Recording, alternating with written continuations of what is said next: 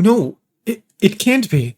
So that's what Legends Z-A is going to be about? But if that's the case, it would mean that the Pokemon franchise is... No, not a reboot. This isn't 2016 and Luxon already made that theory once. But even then, if I connect this and this and this, Zygarde is the Roaring Knight, Floette is the Angel, and we are... Anyway, hi, I'm Dream. I haven't emotionally recovered from playing Deltarune Chapters 3 and 4, so I needed some distractions before my mental illnesses corrupted my brain. Pokemon Legends Z-A, you know it exists, and we got a new trailer for it recently. Not only that, but that trailer actually gave us quite a bit of information about the story and the setting of the game. I figured now would be the best time to share my delusions with the world and put out another prediction for what I think the story of the game is going to be about. I'm going to look through every nook and cranny of the trailer and the website to figure out what the underlying themes of the story are going to be, what I believe the story's progression will be like, and a possible climax to the story we're being presented with. Throw your meds into the nearest trash bin, you're not gonna need them here. Let's get right into it, shall we? We know the game is going to start with us arriving at Lumiose City for a sightseeing trip, in which we'll stay at Hotel Z. Lumiose City has been undergoing changes driven by Quasartico Inc., a corporation that kickstarts the urban redevelopment plan with the objective of shaping the city into a place where both Pokemon and people belong. This redevelopment plan has caused an increase in the amount of Pokemon that live in the city, which causes the Pokemon Research Lab to investigate their habits and figure out why they're growing so much. This research lab is now at the hands of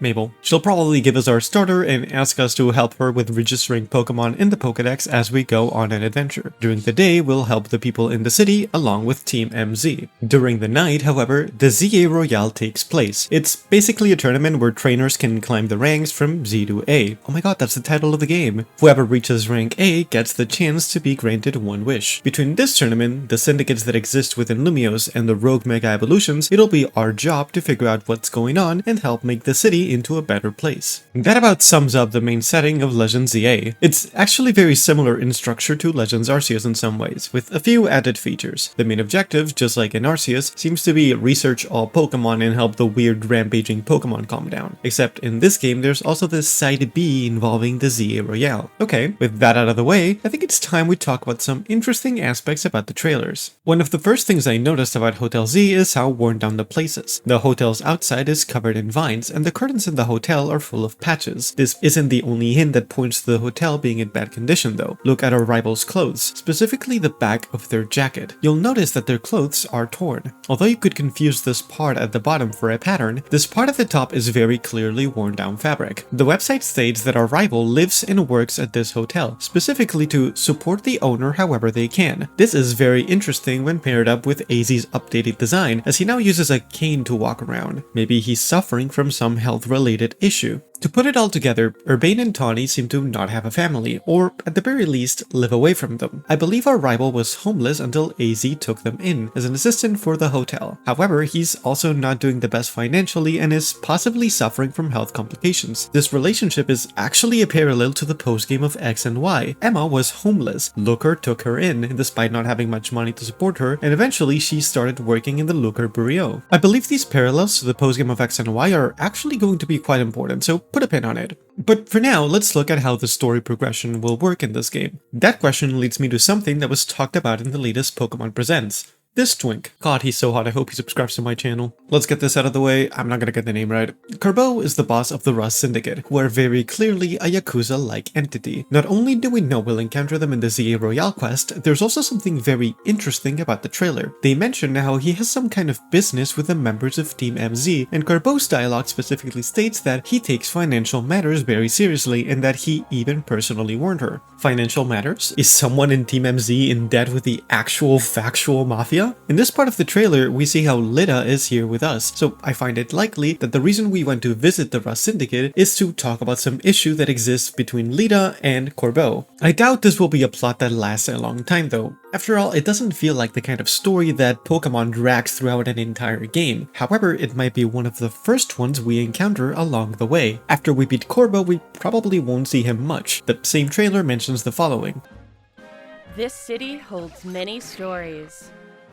Different wishes intertwine, seeking for people and Pokémon to coexist. Basically, as we proceed through the ZA Royale, there will be several subplots that connect to our main cast of characters in some way or another to have them develop. Each big enemy we encounter as we proceed through this tournament will have their own philosophy on how Lumio City should be, with some big obvious flaw, and our role as the main character will be to act as this neutral force that helps them realize the flaw of their ways. We actually kinda saw this in a previous trailer where they showed us someone who wants to abolish all forms of transport except taxis. I mean, obviously this is going to be a joke NPC, but what I believe is that the big enemies we encounter in Legends ZA are going to be an extension of that idea. This is how I predict the structure of the game will be. The ZA Royale will be the main story, accompanied by smaller side quests around the city. I'm gonna go out on a limb and predict there will be about 6 big enemies, one for each plaza and one for Prism Tower. Anyway, now that we have an idea on what the structure of the story will be like, I want to talk about something else, the Rogue Mega Evolutions and Quasartico Inc. So obviously they're connected. Not only are Quasartico Inc. the driving force behind the urban redevelopment plan of the city through their cutting-edge technology, they're also the people who will give us Mega Stones throughout the game. The website shows us how Lumio City is full of clusters of Mega Crystals that, when broken, give us Mega Shards that can be exchanged for Mega Stones at Quasartico's headquarters. These clusters of crystals are very familiar, aren't they? After all, they have the exact same color as the sundial in Anastar City, which is what powered up our Mega Ring in that game. I wonder, why could they be appearing now across Lumio City? Well, clearly, Quasartico's cutting-edge technology is using something similar to the sundial in Anastar City, and similar to what happened in Paldea and Kitakami with their own crystals, clusters started growing and spreading uncontrollably as a result of this. Only these clusters would have Mega Energy instead of terrestrial energy. As a result, surrounding Pokemon Mega evolve in the same way that some Pokemon in Paldea terrestrialize. Now, does this mean that Quasartico Inc. is evil? No, I don't think so. The game seems to present them as an organization that does want to help the city, and I believe that this problem with the crystals is more accidental than intentional. Now, this doesn't mean we won't have to face them at some point. If my theory about their technology is real, and it turns out that it's causing problems for the people of Pokemon of Lumios, then we might have to give Jet and Benny a big ol' wake-up slap, but I don't think they're going to be evil per se. Plus, that would be boring, and I think we can come up with a much more interesting twist.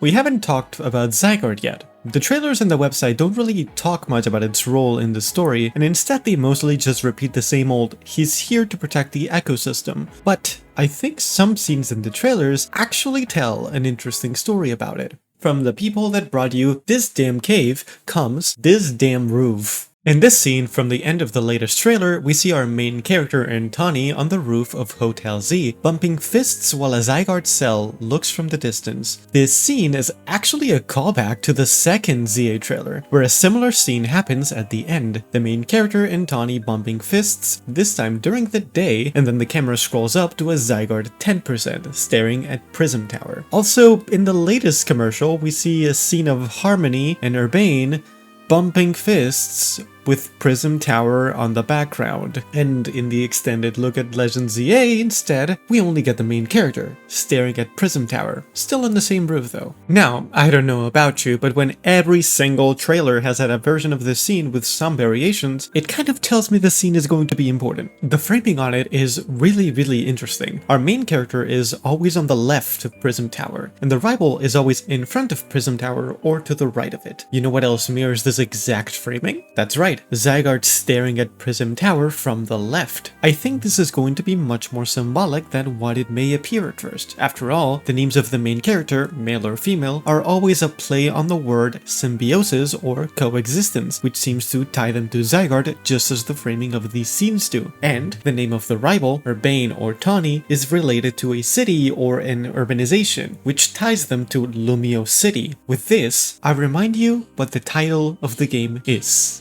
Pokémon Legends Z-A. The A very much resembles Prism Tower, doesn't it? And what does the A have at the bottom? Roots, vines. A Prism Tower covered in vines. What happened at the end of the Emma quest? Looker left, and Emma was left to take care of the Burio. If Urbane and Tawny's quest is mirroring that, I wonder what will happen to AZ, whose health seems to be decaying. What if AZ, close to the end of Legends ZA, dies. Fluette is now alone, and Urbane and Tawny have lost their only neo-paternal figure. Emma didn't have a choice, she had to accept that Looker had to leave, but Urbane and Tawny have the ZA Royale, and the wish the winner will receive. That's right, after all the quests, I think the game will end with a confrontation between you with Zygarde by your side, and your rival using Fluette to repeat the same mistake that AZ once made 3,000 years ago. Poetic, isn't it? That's my prediction. I can't wait to be completely and utterly wrong about this when October 16th comes. Regardless, I'm really excited for this game. I'll see you next time. Keep dreaming!